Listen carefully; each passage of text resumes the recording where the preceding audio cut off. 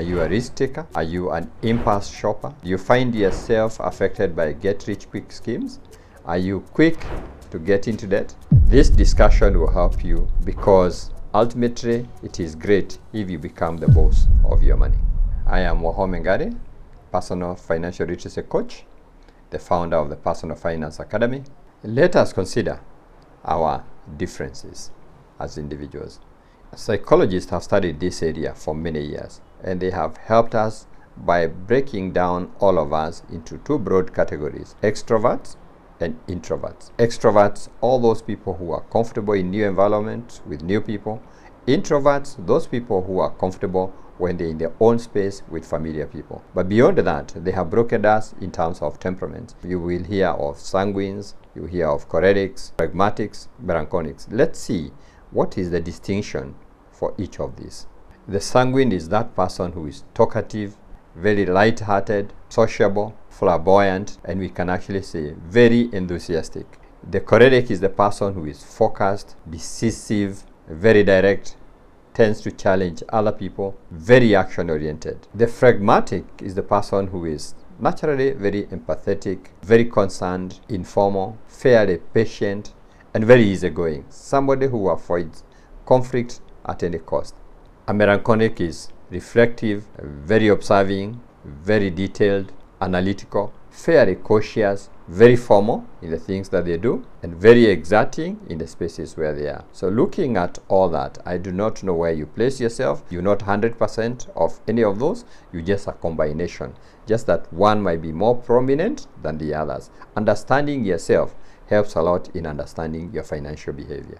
Let us see the general tendencies for each of these temperaments, and let us start with the sanguine. The sanguine is talkative, and that comes in their way because they will engage everybody, and no wonder they will find themselves buying from the hawkers because they engage the hawkers. A sanguine is very expressive, and that means they are ready to buy. They are flamboyant, and no wonder they are early adopters. They buy things way before anybody else. They will buy expensive things even when they do not actually have the money, and it is no wonder they might find themselves a bit indebted even as they want to be in that place where they can show off what they have been able to buy with the money. The sanguine is light-hearted, and they find it very difficult to say no. So they will actually buy even when they really don't need it because they don't want to disappoint. And that way they end up buying things they don't need, and sometimes they spend money that they don't have just to appease the other people. A sanguine is sociable. That means they will know more people. They're most likely going to be invited to more events. They will find themselves with more people trying to sell to them. They will get to know investment opportunities because they interact with a lot of people. They will get to know when loans are happening, where they can get a new loan. In fact, they will get to know new things in the market, and that's why they tend to be early adopters. Sanguines are enthusiastic, and there's no wonder that sometimes they get caught up in get-rich-quick schemes because they hear the idea, it's appealing, and they want to get into the idea. It is easy to sell to them because they buy emotionally, and so salespeople know that this person is emotional. If you bring in emotions, they buy.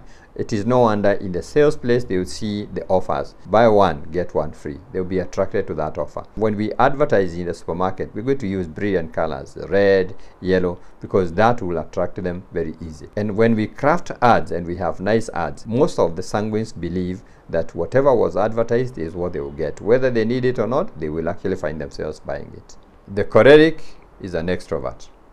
Somebody who is very focused, and they tend to have a risk appetite. They are risk takers, and that is why they dare and they take opportunities wherever they see it, and a lot of times they end up with a big gain. They are very quick to use other people's money, other people's idea, or other people's term because they thrive in that space of taking opportunity when opportunities come their way. Cholerics are very decisive.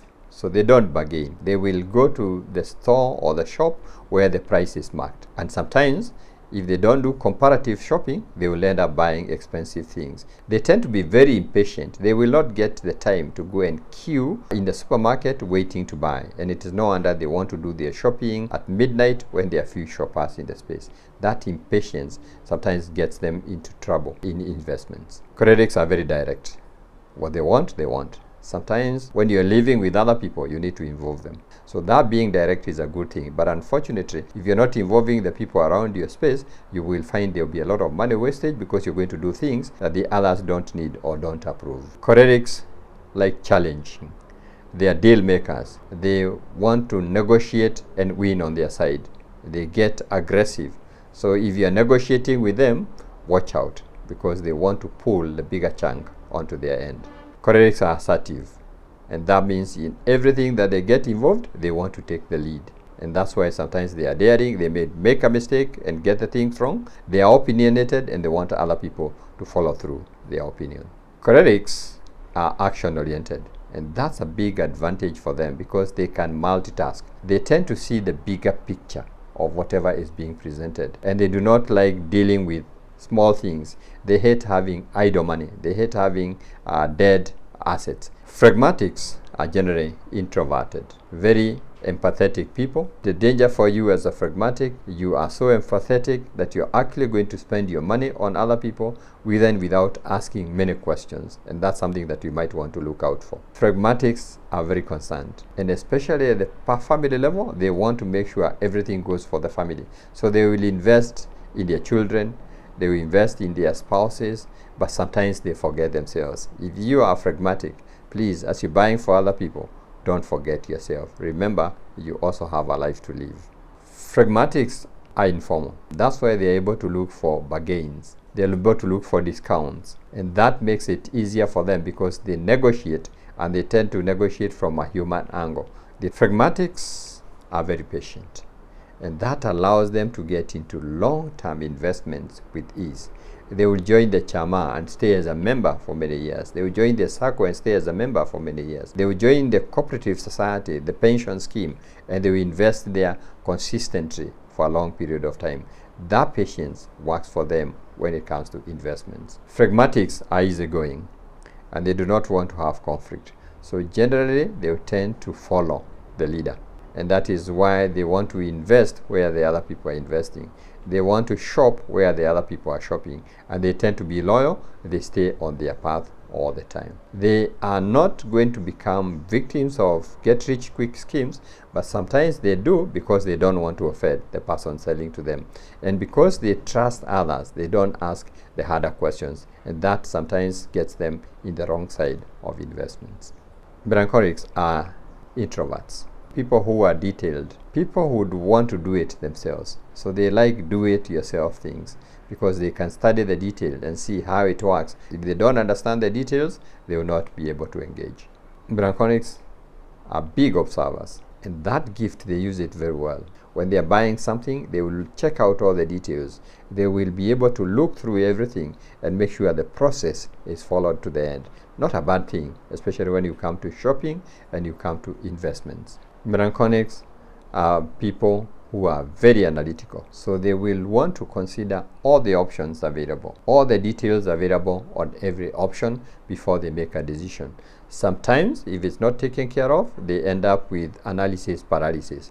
You analyze until you don't move, and that's not a good thing, because sometimes the opportunities are not there for long, and we need to make a decision so that we move to the next thing. That, in a way, keeps them safe from money predators, because they do not fall in very easily where the predators come in. They'll ask the harder questions. If they don't get the answers, they will not move ahead. Melancholics are cautious. They are risk-averse. Before they get entangled in an investment or a purchase, they'll ask many questions. They like working around areas where they can calculate the risk and be certain how much risk they are going to take. And it is no wonder long-term they will actually be people who gain in long-term investments because they are able to calculate the risk. They would work in the familiar spaces. They tend to move in last after they've done all the analysis. So because of that, sometimes they're able to see things before things go wrong, and they can actually be able to do a good saving and be able to get into the space when things are functional, when things are running well. Melancholics are very formal. They want things structured. If you're dealing with them, please be sure your paperwork is right. Follow through the process. Follow the chain of command. They have an eye on tomorrow, and they don't want the trouble coming in tomorrow. That formality tends to work for them if it is properly appropriated. Melancholics are exerting. They are possessive. What they own, they keep, and they take care. And you will find they have all things that they are holding to, that they are taking care of. They own a car, they will drive it for a long period of time, but they will service it very well. Now, that's a good thing. The only challenge is sometimes they do not enjoy all the monies they've put together. They have a tendency to be even mean to themselves. They might live as a pauper even when they have all the money available for themselves. If you're one of them, life is for living. Learn to enjoy life. You can eat with a big spoon, they'll still be enough for you. How might an extroverted person spend their money differently from an introverted person? Compared to extroverts, introverts spend a lot of time alone. In general, introverts take time to think before they engage or they do something. Extroverts think on their foot. They will decide when they get to the point. They cross the bridge when they get there, if they get there. In terms of spending, extroverts make fast decisions. They easily get exposed to new items. That's why we say they are early adopters, because they are always somewhere around the people and where things are. So they easily spend on themselves and others. Extroverts spend more on high status items. You want to be seen out there. You want to be with others, and you want it to reflect in the things that you have. Because extroverts care more about the social status than introverts do. So they care, how do I look, how do I dress, where do I live, where do my children go to school, where do I take my lunch, what car do I drive. They care about those things, and they find themselves spending more money in those things.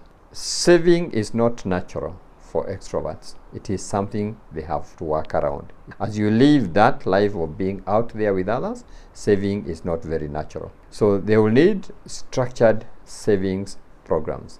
The circle will work for you. The money market fund will work for you. A lock account on your phone will also work for you. But you need the discipline to get it working and to leave it working. Introverts take time before making decisions. And that means they will have to consider before they spend their money. So they take time to make a decision. Introverts don't have that strong feeling to go out and to go and buy. As one scholar observed, introverts do not have that external stimulus for getting approval from others. So they work from their own internal spaces. And so saving becomes easier for them. They don't spend for their social life.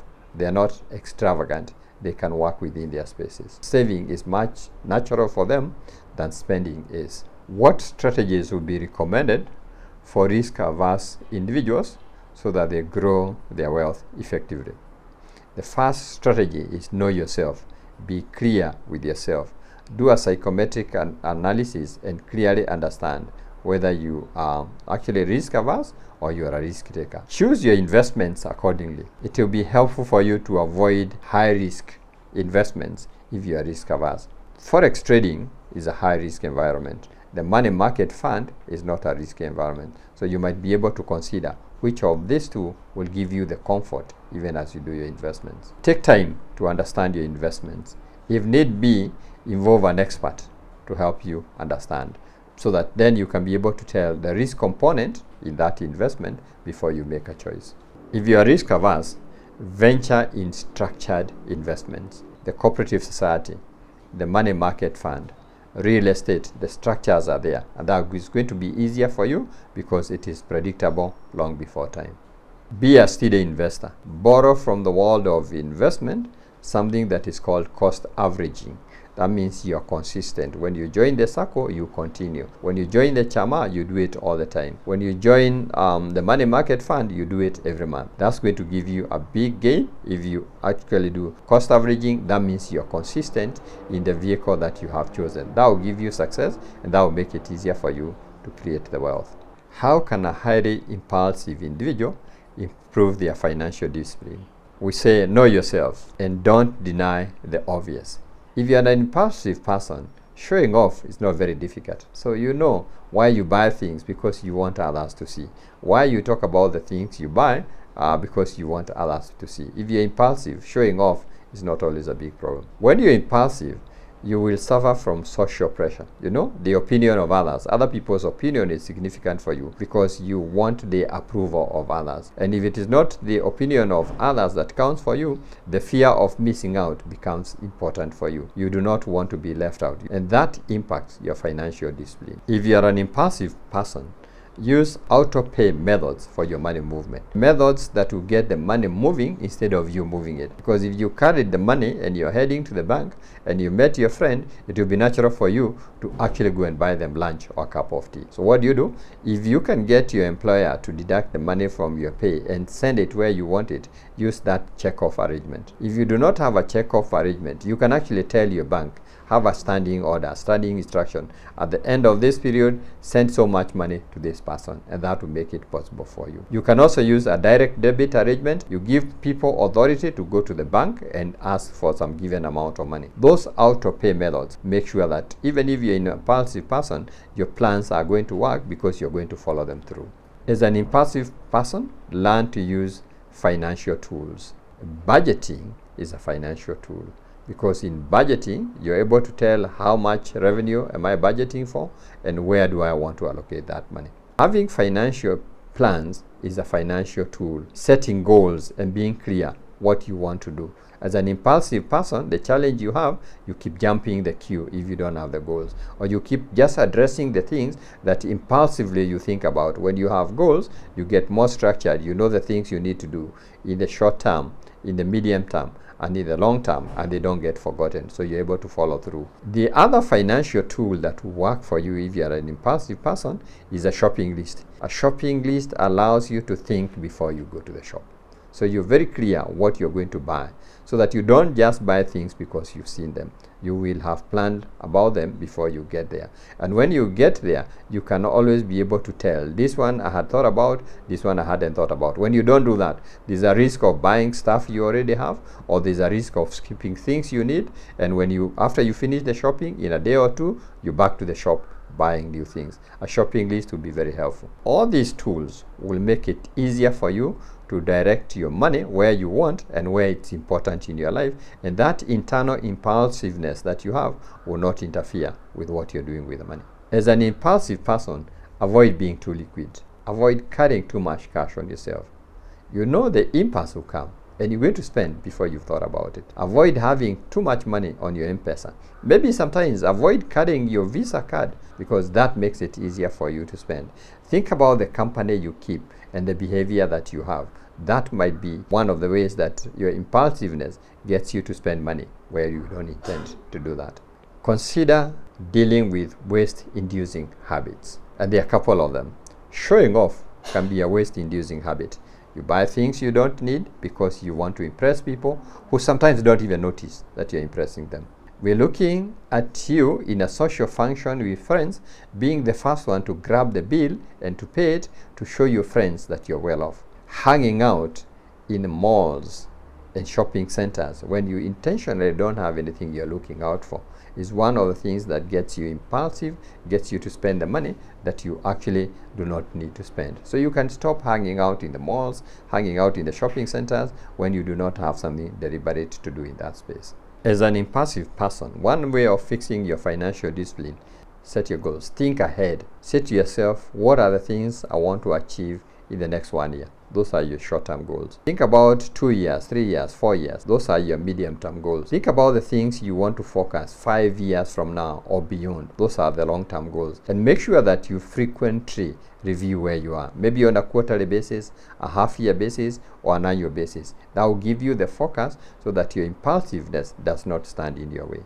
It is not a weakness to look for help. If you've tried and it is not working for you, as an impulsive person, if you want to fix the discipline, why don't you look for help? An expert can do that for you. You can get a mentor who's going to help you to be able to do that. You can have a confidant. You can have an accountability partner. All this infrastructure will help you to keep the discipline and to do the things that you want done.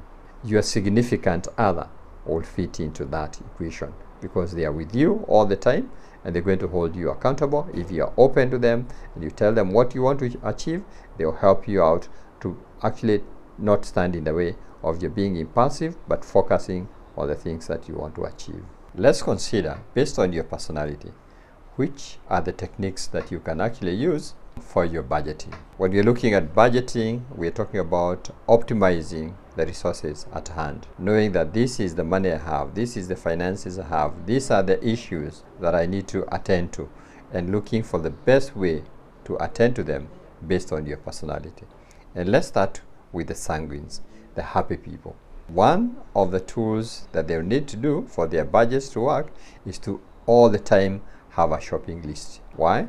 Because as a sanguine, remember, you are an impulsive buyer. And if you don't take care of that, when you hit, say, a supermarket, everything will look attractive and you'll buy things that you don't need or things you did not intend to buy. And that's why a shopping list is a budgeting tool that is very, very important for a sanguine. The other tool that a sanguine will need to think about is having a system of capturing expenses so that they can answer one easy question: where did my money go? By capturing your expenses, you authoritatively answer that question. You can be able to look at where your money is going on a continuous basis, and you can tell yourself, I don't like it going here, I don't like it going here, and you can change that. And there are very, very many tools that you can use to capture your expenses. For a sanguine, we always say, use a tool you have with you everywhere you go. And so if you get an app on your phone, that will be much easier for you than any other tool. As a sanguine, as you go for the party, you might not remember to make payments or to move your money. So auto pay systems work for you. That means if you can get some money deducted from your salary by check-off and maybe sent to your housing scheme, your pension scheme, your children's education scheme, your holiday scheme, that will work very well for you. Now, the other thing is, if you do not have a salary or you don't have somebody to do that, you can get your bank to have a standing order. So at the end of the month, your money is going to be directed where to go as per your desires. So auto pay method is another tool that will help you for your budget to work and work well. For you to be able to capture your expenses and still to keep your thrill, consider having a paper trail for your payments. When you make payments, for you to remember to capture, as a sanguine, and you look for things that made you happy, you might forget what happened to the money. A paper trail will help. When you pay via M-Pesa, there's always a trail what happened to your money. When you ask for receipts, there's always a way about what happens to your money. If you pay with your debit card, there's a trail. That trail is important for you and help you work on your budget. If you follow those as a sanguine, your budgeting is likely to work much better. As a choleric, you know you are direct, you're impulsive, you get things done quickly. So how do you get your budget to work? You don't have a struggle putting together a budget. But I think you want things to happen so quickly that sometimes you feel like the budget is slowing you down. So one of the tools that you actually need is also having a shopping list. This helps you to think before you come to the shop. So when you come to the shop, you're very clear what you require, and you're going to buy the things that you need without the risk of missing out a few things in your hurry to get things done. For your budget to work, consider working with others. We know you're authoritative, you give directions, but consider working with others, your children, your spouse. What are their needs so that they can be incorporated in your budget? If they are not incorporated in your budget, they are going to become a disruptor. So remember to involve the others who are in your life. They might be spending your money so that their needs can also be incorporated in your budget. You're very good in shopping. You don't like spending a lot of time in shopping, but it might help you to do comparison shopping. Don't just buy from that one place you have always bought. Consider looking for alternatives. It might take a bit of your time, and I know you're impatient with that, but that might help you to get a better deal. The more time you take considering the options in the market, the more you get a better deal. So consider comparison shopping as a tool or a method or a strategy that you can use to make your budgeting work better for you. As a phlegmatic, putting together a budget is not natural for you. You know, you like things just the way they have been, and you trust your memory, but I think it is something that you want to consider, putting together a budget. Once you have put together a budget, then a shopping list becomes important for you. Yes, I know you get attracted to where you get offers, but it is important to have a budget so that you can consistently then clearly buy the things you need, not because they are on offer, but because you need them and you have use for them. Sometimes you don't like setting the goals, but if your budget has to work, you need to put together your goals. Once you have the goals, then you can actually consistently review that in your budgeting system, you are addressing your goals, and that way you'll be able to achieve them. So consider putting together your goals, aligning them to the budget, and always following through so that you can achieve the goals, and that way budgeting will make sense to you. As you make the budget, as you consider the others, please don't forget yourself. That's the biggest risk that you have. Yes, you do personal sacrifices, but we're saying in your budgeting system, don't forget yourself. There must be money for me. There must be money for you. You must get time for yourself, some me time. You might buy a few things. Even you deserve good. So don't forget yourself. Always make sure you make a provision for yourself in the budget. As a melancholic, you know for you, budgeting is not a problem.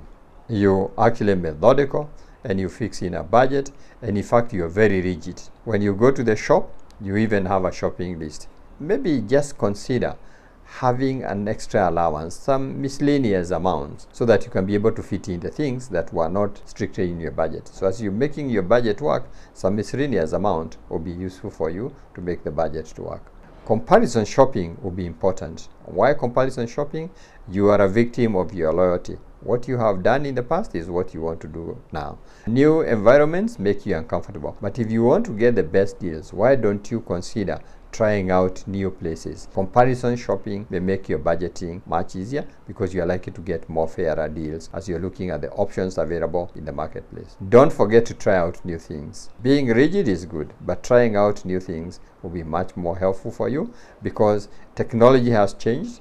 The reality might be changing. Enjoy your life. Make it easier. Don't be strict all the time. Sometimes you need to relax so that things can move on. Your budget will still work for you. I know you have no problem with making sure that your goals are there, that the monies are going where the goals are, but we say try new things. A bit of relaxation will also be healthy for you. Let us consider how understanding your personality can actually help you improve in how you manage your money in the financial situations that you are in. A couple of years back, I had an office not too far away from Sarit Center in Westlands. And there's a coffee house that I love, and I used to visit there to take my coffee. But over time, I found it easier to ask people to come in for meetings at the coffee house. When you invite somebody for a meeting to the coffee house, surely you pick the bill. As a person, I tend to be keeping records and analyzing. So from the analysis angle, I was able to look at a couple of months, and I saw that I was spending in excess of 30,000 in those coffee sessions. And I said to myself, isn't that enough money to actually pay off this rent? And since I was actually looking to move, that was one of the reasons why I moved away from that office location. But even when I went into a new office location, it did not take long for this coffee house to open a new outlet. But you know what? The analysis was helpful for me because being an analytical person helped me to see that this is not the way to spend the money. It is the same thing that I've actually seen from a home front, that we have a couple of vehicles at home and we get them to the car wash. So if you take your car to the car wash, about 300 to 500 shillings. If you take two cars, that's 1,000.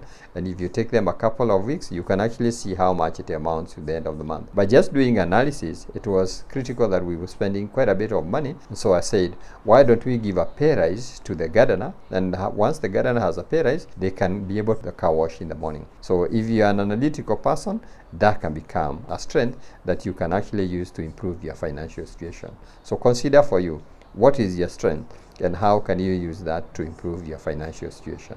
When you study an important subject like this, it might be paramount for you to consider coming into a training program where in a structured way you will now clearly understand yourself and how you deal with your money.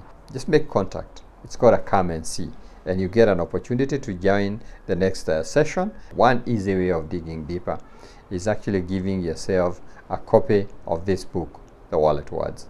I have authored this book, and in one of the chapters, actually chapter 1, this subject is discussed in deep length. So get yourself a copy. It's very easy. Just get in touch with us on this number and you will be able to organize how your copy will get to you.